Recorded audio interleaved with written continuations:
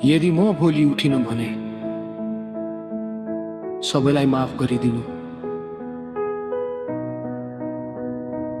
आखिरी सन्देश लेख्दै थिए, सबै कुरा सकियो ठान्दै थिए।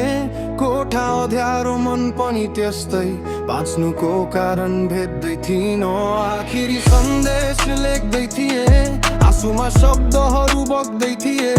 तर त्यही रात त्यही क्षणमा कसैले मेरो नाम बोल्दै थिए। फोनको स्क्रिनमा आधा लेखेको म अब सक्दिन भन्ने लाइन थियो। बाहिर सबै ठीक देखिन्थ्यो तर भित्र युद्ध चलिरहेको थियो। हाँसो पोस्टर गर्थे स्टोरीमा तर निन्द्रा आउँदैन थियो रातभरि। मानिसको भिडमा घेरिएर पनि एक्लो पनि थियो साथी जस्तै। भन्दै थियो सायद म नभए राम्रो हुन्थ्यो, सायद कसैले याद गर्दैन थियो। झ्याल बाहिर हेर्दै सोचिरहे के यो अन्तिम रात हो। जब सबै ढोका बन्द भए, जब आशा पनि हरायो, त्यही मौनताको बीचबाट एउटा प्रेमले मलाई बोलायो। आखिरी सन्देश लेख्दै थिए, सबै कुरा सकियो ठान्दै थिए। कोठा अँध्यारो मन पनि त्यस्तै, बाँच्नुको कारण भेट्दै थिइन। आखिरी सन्देश लेख्दै थिए, आँसुमा शब्दहरू बग्दै थिए।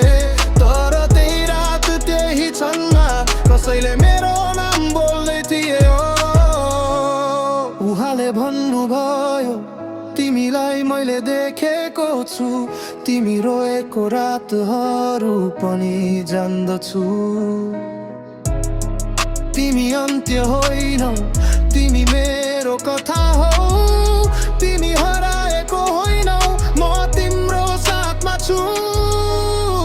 क्रुसको प्रेम केवल शब्द थिएन, त्यो अन्धकारमा बोलेको ज्योति थियो। म मर्न खोज्दै थिएँ तर ओले बाँच्न बोलाउनु भयो। आखिरी सन्देश मेटाइदिए, नयाँ अध्याय लेख्न थाले। घाउहरू अझै छन् कतै तर आशा फेरि भेट्न थाले। आखिरी सन्देश होइन अब यो नयाँ जीवनको सुरुवात हो। जसले मेरो नाम बोलाउनु भयो, यसु नै मेरो उद्धार हो। यदि तिमी पनि